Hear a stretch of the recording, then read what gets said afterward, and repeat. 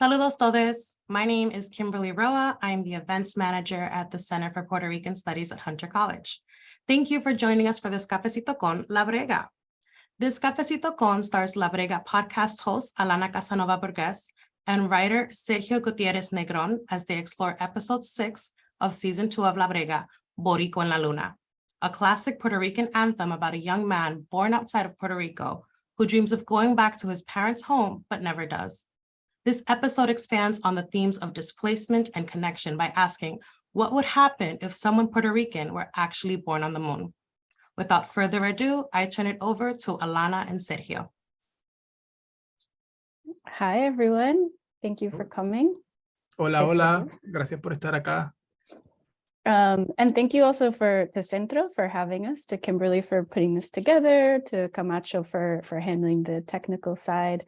I think La Brega and Centro have a lot of overlap. La directora Yarimar Bonilla was in our first season. So yeah, it feels very nice to be here today. I guess we'll just get right into it. I hope people who are here have already heard the episode because there are going to be tons of spoilers. And so yeah, maybe I'll start out kind of throwing a question to you, Sergio, which is just to briefly sort of say how we started out on this fiction episode, because we are a journalistic enterprise here at La Brega HQ. So it was kind of unusual for us to do a work of that is like very deeply made up, but still factual in some ways, which is that we, I sort of asked around on Twitter, I asked some folks at Centro for who are like Puerto Rican authors writing and working right now, who, everybody loves. And because there's so much Puerto Rican talent out there, the list was quite long, but whittled it down. And then I reached out to you and I think I said, like, what did I say? Like, oh, we want to do something where Boricua En La Luna is pie forzado for like this whole world so that we can open up where what would happen if if a Puerto Rican were born on the moon, really. So what was the first thing that you kind of thought of? Yes, so that's exactly how it went. And then the first thing I thought was like, wait, what?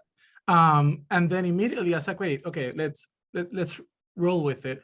And I started thinking and it just suddenly, like, at least that there's like the building blocks of the story were there from the very beginning, because I mean, like we will talk, the song is such a quintessential song that I don't think I even had to listen to it again to kind of like hook onto the feeling of the song. And that's what I was kind of wanted to explore, not simply or I decided, I'm not simply gonna gloss the story through fiction, but I'm just gonna take it somewhere and see where that somewhere lands me, right?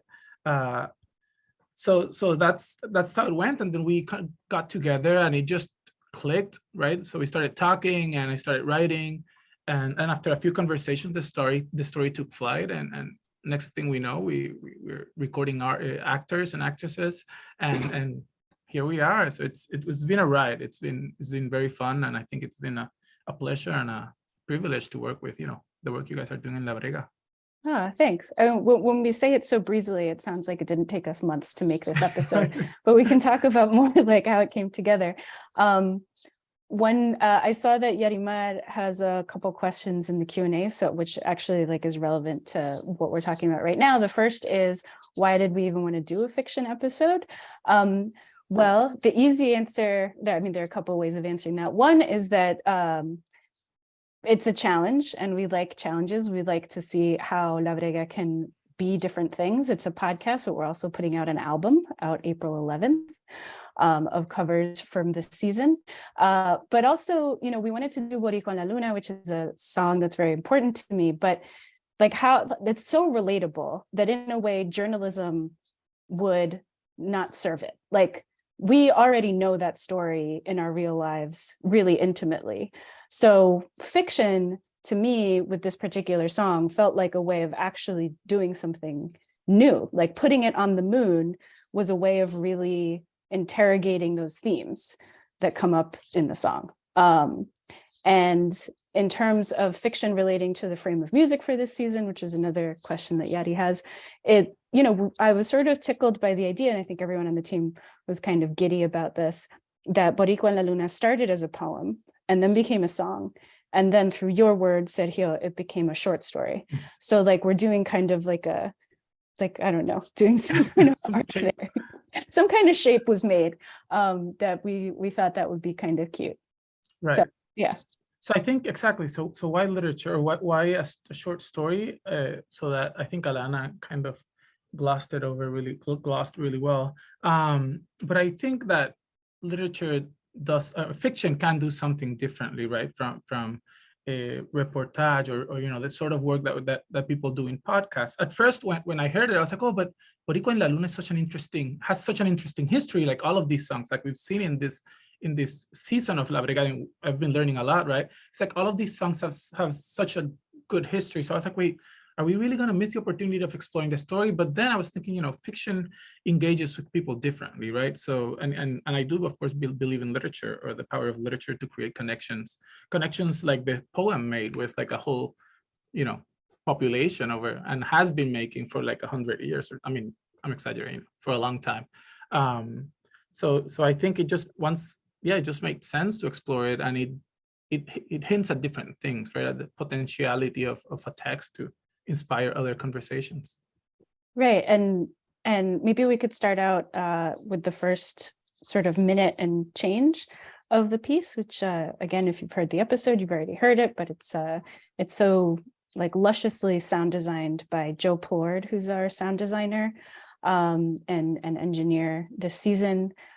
Makes all our episodes sound extra nice. So yeah, Camacho, if you want to let it roll on that first clip. Hi, Kelvin. This is Nanette from Jersey. I can't believe I was selected. I have sort of a personal question. Aló, sí, es Tomás de Cagua. ¿Qué es lo que haces todo el día de arriba? Hola, Mayrin de Bayamón. Tengo una pregunta.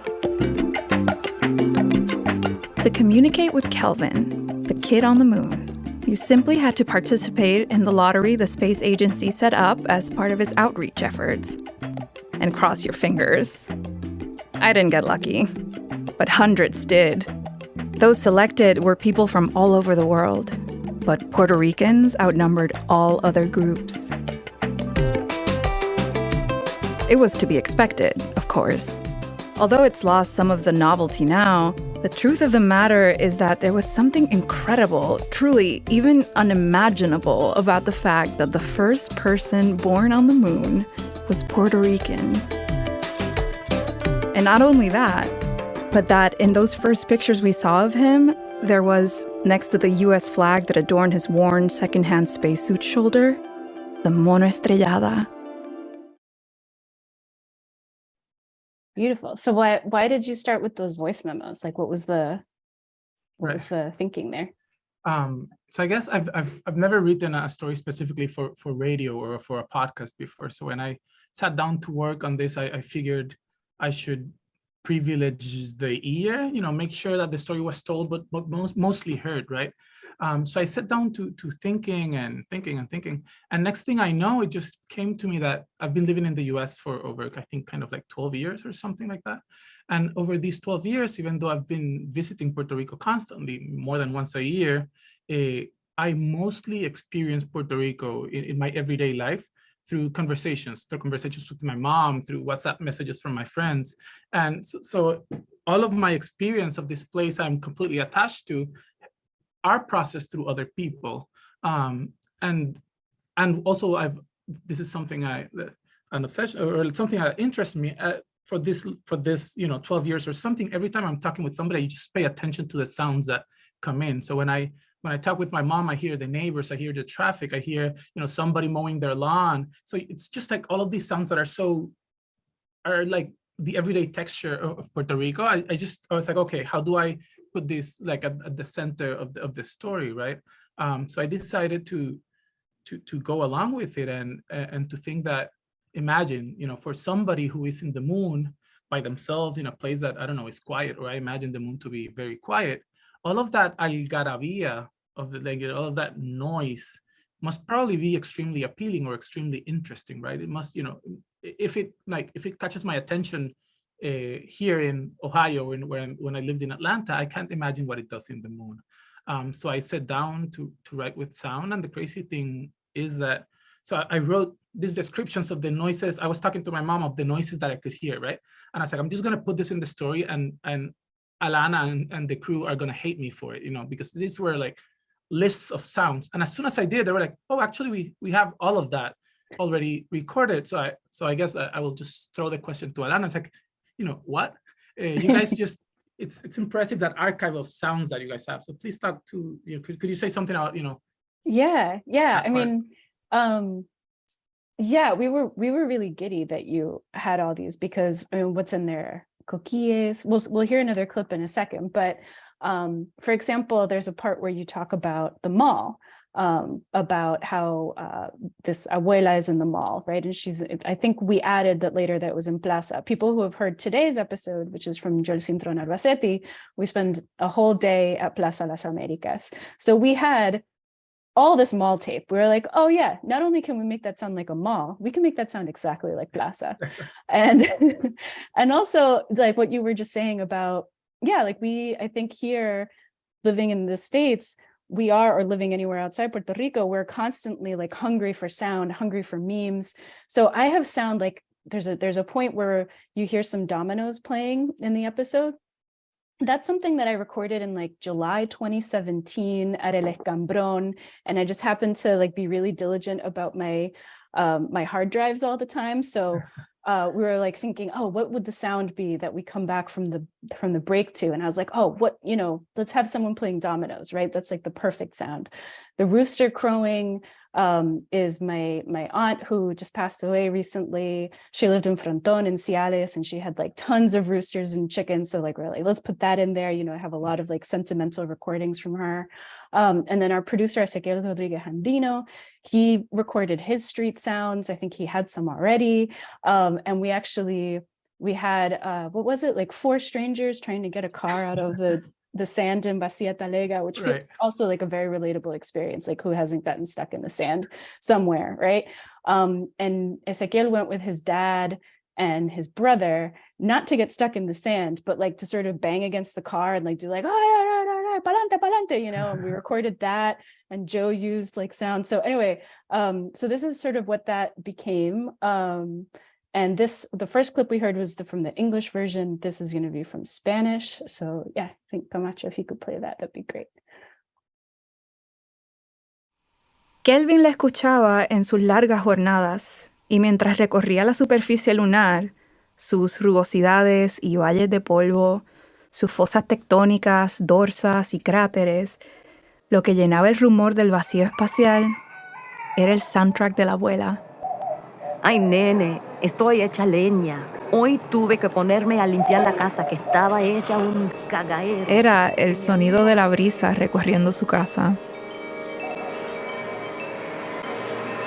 del vecino cortando la grama, el bajo de un carro que pasa con la música a todo lo que da, demasiado rápido para la carretera.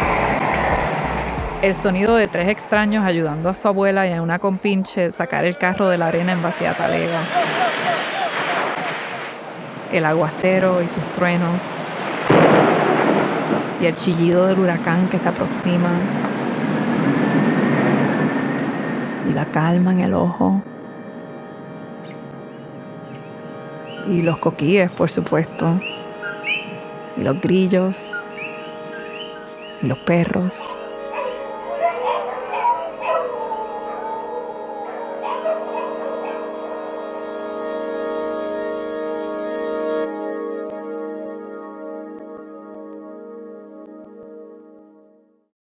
We should say shout out Keren Lugo, who's the actress who does the narration, who we love so much, who's just truly talented. Do you want to talk about how you were writing in her voice without knowing it? Right. So like I said, I was writing, con la oreja, con el oído, and as I was, normally when I write my own stuff, I'm very like free in direct discourse sort of person. So I kind of gloss over, like summarize conversations, but I was prioritizing conversation, but the narrator had a particular voice in my mind, which is very much, I just pictured somebody from my generation speaking. And as soon as Alana and company got a Karen on board, I was like, how is it that she sounds exactly how I imagined it? Or I don't know if I mean, I kind of think her voice is kind of like the voice of God, and that's what God sounds for me, like a 20-something, 30-something-year-old Puerto Rican woman. So it was incredible, like hearing her, like, and then going over the story and just cleaning stuff up. It just made so much sense. And that's been one of the big revelations for me as somebody who writes fiction and doesn't work with actors and that kind of stuff. It's like how crazy that is, those connections that work. And she just felt the story, you know, on our first take, we were all like, yeah. And she was like, okay, she kind of knew what was going on as somebody who lives between both places. So I'm in awe of Keren Lugo and everyone who should hire her and make her a superstar. Yeah, she's incredible. And like I like how every episode, the people who are part of La Brega, like that group gets larger and larger. And obviously, like, we're so proud that any of you would associate yourselves with us. But like having Keren as part of the, you know, the stars in the constellation of La Brega is like, makes me really happy. Hay una pregunta aquí para ti, Sergio. Sergio escribió originalmente en inglés o español. Realmente no se sabe cuál es la versión original porque ambas son hermosas. Yo originalmente, aunque escribo en inglés cuestiones, ensayo, crítico y eso, pero yo escribo mi ficción en español porque en el idioma en el que pienso, y es como que mi decisión literaria escribir en inglés, en español, perdón, pero yo lo traduje al inglés también, ¿verdad? So I wrote it in Spanish, then I translated it into English, and then as we were working as a group, we were doing changes in both. So I don't know which one's the original, because the first draft was in Spanish. Then there was a first draft in English on which we all worked. And then we kept going back and forth. So kind of reading through both versions with different people of the team kind of led to. So I don't know which one's the original version. And there's mostly the same in spirit. Yeah. I think, Joe Plord has been doing amazing work with our English episodes, but he is not bilingual. So I think like the sound design happened in English first and then we adapted. Right. Yeah. So there's another question here from Yarimar, which is, do you want to read it out loud, actually? About el futuro and la comisionada residente? Who should read it? Me? Should I read it out loud? Yeah, maybe. Okay. Dice, pregunta para Sergio. Me sorprendió que en el futuro que nos presenta el episodio, Puerto Rico todavía tiene una comisionada residente. Why? En caps. Me sorprendió que no imaginara un futuro con un Puerto Rico soberano enviando su propio astronauta a la Luna sin dos banderas, o un Puerto Rico con congresista en Washington. ¿Nos puede hablar de esta decisión creativa? Yeah. Yes, I can. There's a factual reason that I thought, and then there's like a literary reason. The factual, I thought, the space, outer space is kind of like an imperial space in which only imperial powers get access to. So whatever future this is, Puerto Rico had to be associated with an imperial power to have access to the past, to the future. I mean, to the outer space. To the past and the future and outer space. And outer space, of course. So I was like, oh, okay, then I have to associate Puerto Rico to the US. And I just couldn't bring myself to make it a Puerto Rico state. But so that's a factual reason. But like a more personal literary reason is that in everything I've written, I think all of my fiction is critical of the Puerto Rican colonial situation. But I've made a kind of like an intentional decision to how do I say this? To narrate the colonial situation from a colonial situation. I can think of contemporaries of mine who I admire, like Raquel or Roque Salas Rivera and Luis Otoniel Rosa, who write about Puerto Rico from a decolonial position and imagine Puerto Rico, the horizon is a decolonial one. I write, or intentionally I write from a colonial position, and the horizon is decolonial, but that's a decision I've made. So I kind of always think of, I have a huge family, what are the sort of positions that my cousins or my aunts or my mom have, right? So these are positions that are not thinking, I don't know, about the coloniality, but they're not thinking, politically in terms of like the colonial thought, but they express things that you're like, that is exactly, so in the everyday, I think people have decolonial opinions, but don't frame it as such. So I personally decided to write from like a sort of pessimistic position of, the present and future are colonial, what are people gonna do with it? So that's kind of like my intellectualized answer. But yeah, I also thought it was funny, but then I thought it was tragic. And then because it was very intentionally a comisionada residente, but anyways, sorry. Yeah. I mean, funny and tragic is right in the La Brega sweet spot. So there's another question here, which is, what kind of feedback have you received from the family and friends of Corregir? As far as I know, none, although my mother, being from Ciales, is like somehow una prima de Corregir, and she loved it. So that's like a limited answer. She also read some of the early drafts, and being a now retired CUNY professor, literature professor, thought it was really beautiful. So yeah, that's a short answer. Can we say something very quickly about something I like listening to this episode, but listening to this season of La Brega? So I guess two questions, and these are my questions for you, Alana, as a listener of La Brega. One of the things while listening to this season in particular, I've become surprised at is, at how many, or at the range of Puerto Rican accents captured in La Brega. And I was thinking, it's one of the few spaces in which you can hear kind of like the whole range of Puerto Rican accents. And it's weird, it feels familiar because in the everyday you hear all of these accents, but you never hear them recorded. And it's just like, all of these episodes have so many different accents, and you're like, that is the range of Puerto Rican like oral expression.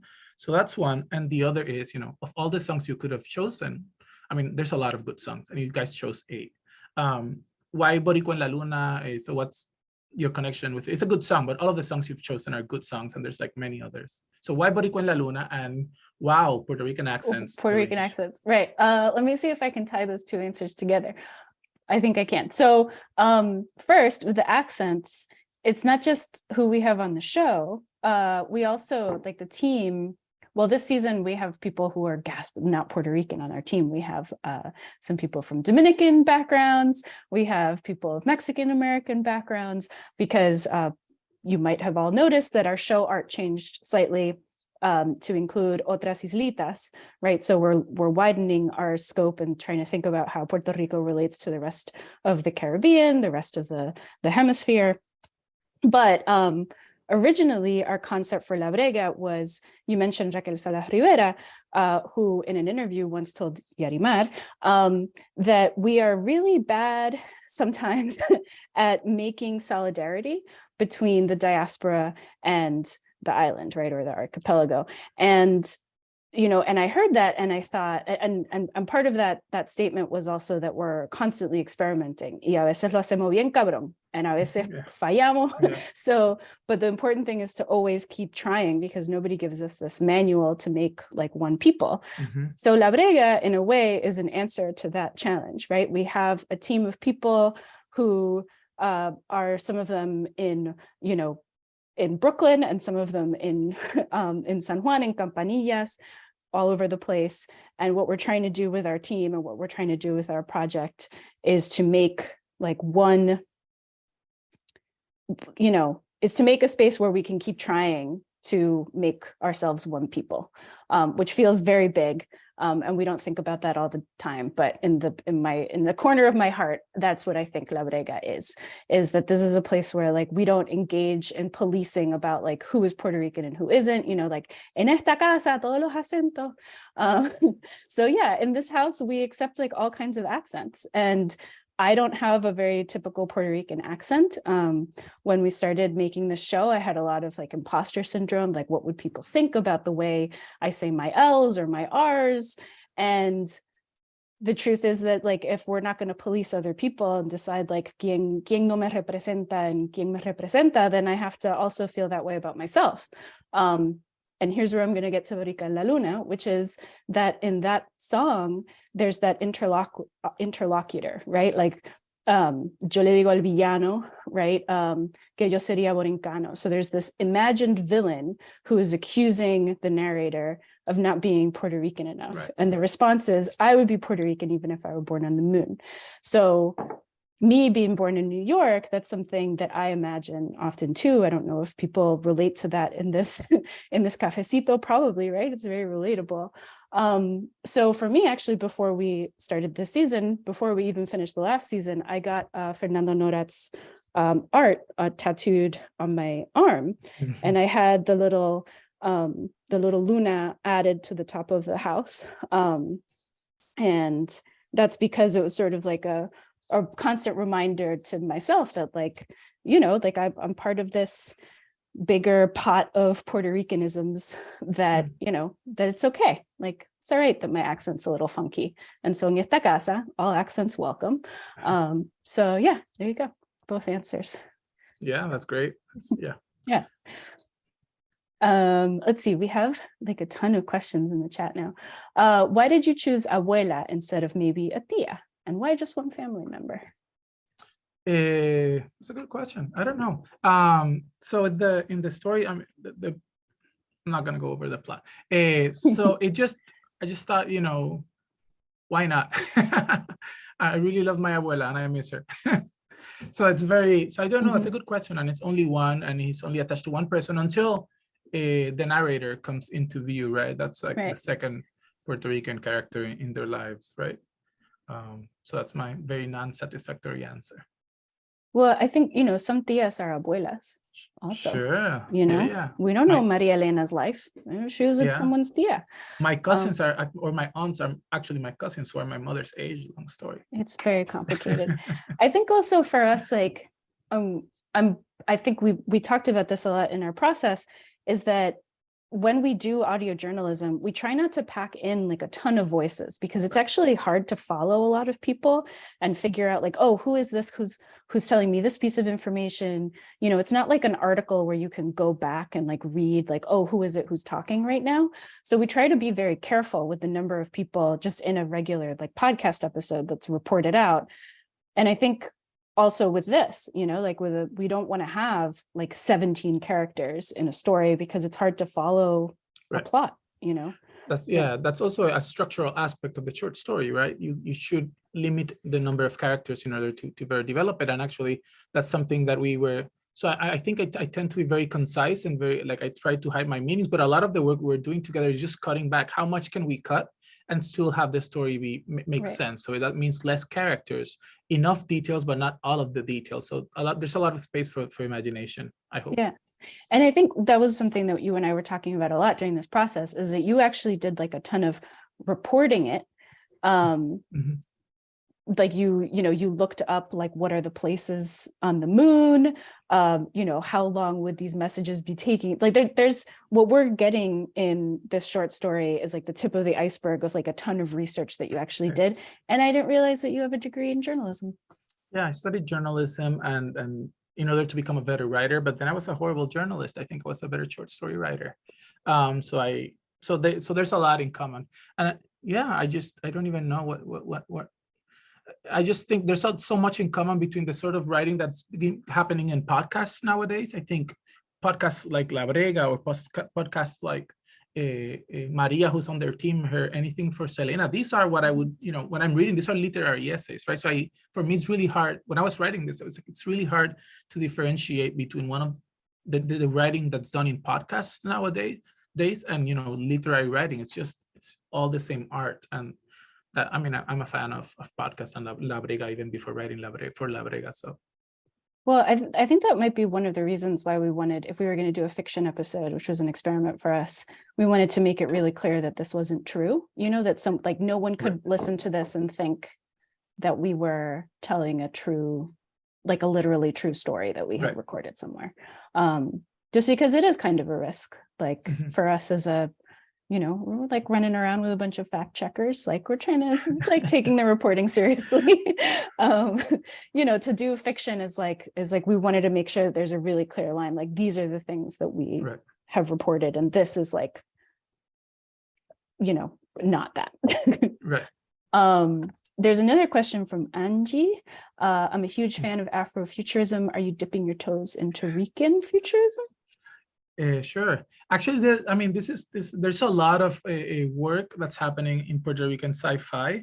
I would say both writers I mentioned are in some sort of, you know, Rican futurists, but there's also like a whole this is like a whole big thing of the past 10 years. There's in fact something that's happening, I think maybe at the first week of April in the University of Puerto Rico, which is like this 5th Congress of Puerto Rican Science Fiction of Puerto Rico and the Caribbean. And it's not like necessarily scholarly thing, but it's just writers, essay. It's just a lot of people that are working from it, and a lot of Dominican authors and Puerto Rican authors. So it's a thing that's happening and people are doing it, and I'm not going to claim that I'm doing it, but people are doing amazing work on it.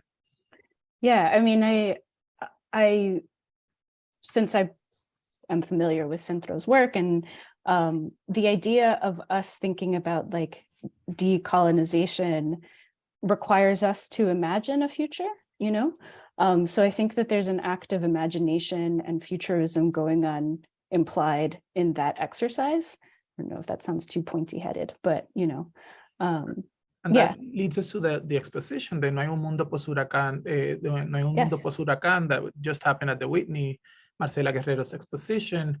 I think that's the whole, it's very much a Rican futurist exposition, or that's how I see it from a distance, because I couldn't go to New York. Oh, well, you still have time. It closes on the 23rd, I think, or something. I might make it. You should. It's beautiful. Hay otra pregunta aquí, and obviously people, we have like a few more minutes left. So if anybody's holding on to their Q&A or their Q and they want an A, please sling it into the Q&A chat. But here's a question. Algunos episodios de esta temporada tocan temas súper locales, como Suavemente y Vamos pa' Plaza, which I love. ¿Cómo eligieron los temas para la segunda temporada? Well, we wanted it to be a huge variety. So the question there is like, how did we choose the topics for the season? We wanted it to be a huge variety. We wanted it to reflect stories that were taking place in Puerto Rico. We wanted to include the diaspora more than we did in the first season, where every episode pretty much takes place like either in Vieques or in Puerto Rico. So yeah, it's just an effort to really like also, it's not just which episodes we're doing, but also like how we roll them out. So we start in Puerto Rico with Preciosa, then the second episode, El Gran Barón, really kind of takes place in the Bronx a bit. Episode 3, we go back to Puerto Rico. So we're really trying to like go back and forth, and it's like a curated anthology in that way. Like we want you to encounter certain ideas in a row or in order, basically.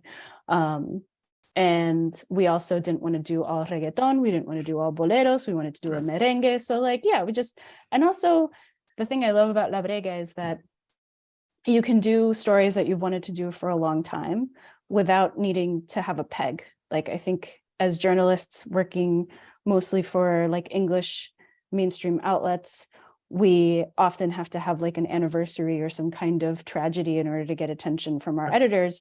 And La Brega exists free of those constraints. So if I want to do a piece about El Gran Barón, I'm going to do it. Without. And that episode, that Suavemente episode in particular, I mean, I've loved all of the episodes, but that one I loved in particular because it also, points at the Dominican Republic. I'm half Dominican. I'm kind of connected to attach to that, but so it's also expanding. It kind of points at that the fact that the Puerto Rican horizon includes also the Dominican Republic and vice versa, right?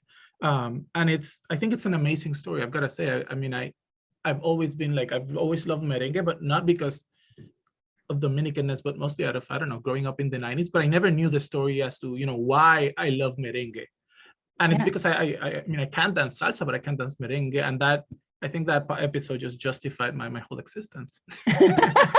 I love it. It's a great episode. It's a great story.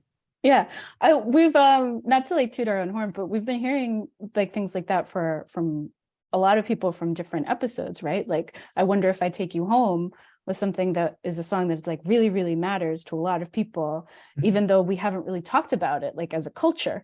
No, we haven't all come together and been like, hey, did you have sex talks with your mom around Lisa's music? And then once you start that conversation, it turns out like that is a lot of people's experience. So yeah, I don't know. Let's see. It's impressive. There's a question for you, which I can tell you're going to answer in the chat, which is about giving your recommendations. Yeah, I'm going to write a few names. All right. Yeah. And then another question I had before we have like 5 more minutes, but I was very interested in the last line, which is repeated a couple times in the piece, which is the greater the distance, the closer the proximity, and why that was the idea that you kind of wanted to land on in this story. Because it could have very easily just been like, how does a boy learn how to be Puerto Rican? Oh, through voice memos. But there's this like extra layer in the story, which makes it more complicated, like more lovely, which is how do you figure out like, where do you belong? Right. I mean, it's really hard for me to get a lot into it, but I think it's one of the earliest lines that came to me. For some reason, it just came to me, and the whole story is, or how it developed in my mind and while writing, is just trying to write out that idea. You know, what does this imply? What are the implications of this idea? And for me, it has something personally to do with the fact that, while living outside of Puerto Rico, I've been able to see the forest. I mean, sometimes I lose sight of the trees, sort of, right? But I've just learned so much about Puerto Rican history being outside of Puerto Rico, or I don't know, it's a personal situation. So there's something about what distance does to our senses of belonging and the places we belong to. And also, I didn't want to make a story about necessarily about nostalgia or missing a place. It's a story that's about, belonging to more than one place and being completely cool with that, right? So different ways of how do we inhabit a place, and how do these places inhabit us? That's kind of like what I wanted to play with and explore. And I think it's something that, it touches at something, raw that we all feel both in the island and outside, Yeah. And I would say, like, and based on the feedback we've gotten from listeners who are not Puerto Rican, of which there are actually many, like if our listenership were only Puerto Rican listeners, we would probably not exist. So, but like, we have a broad listener base, and it's resonating with people who have a diasporic experience with all kinds of places, with India, with Jamaica. It's exciting to see how resonant this is for people. So there's another question, which is, I'm wondering how this collaboration has impacted both of your practices. Alana, how did the inclusion of fiction impact the writing team, or the writing at Team Brega? And Sergio, did writing for audio change your craft? And I would say for me personally, I have done like some, I don't know what the word is, but like more creative writing. Like if people listened to the Levittown episode, it ends with me imagining using a portal, using the water tower in Levittown, Long Island, as a portal to transport me to Levittown Trabaja, which is like not a journalistic concept. Like that's not a thing that is true. But I had to finish that episode, and it ended up taking me to a very, I guess science fiction-y place, which I liked. And, the snow episode about Doña Fela also has some like fun kind of like weird, like fever dreams in it. And people will hear the episode that comes next week, which is Olas y Arenas, which is our final one of the season. Also is a little like fever dreamy, but reported and fact checked. So. And that's what I mean, that it's very literary writing, and and I admire that. And for me, first of all, I learned to listen better, to hear the stories better. And I just, I've always been a fan of podcasts and audiobooks and that kind of stuff, but now I really admire the craft. It's just like a different thing. And I'm trying to listen better as I write, or write with different senses. So it's been a great experience, I think.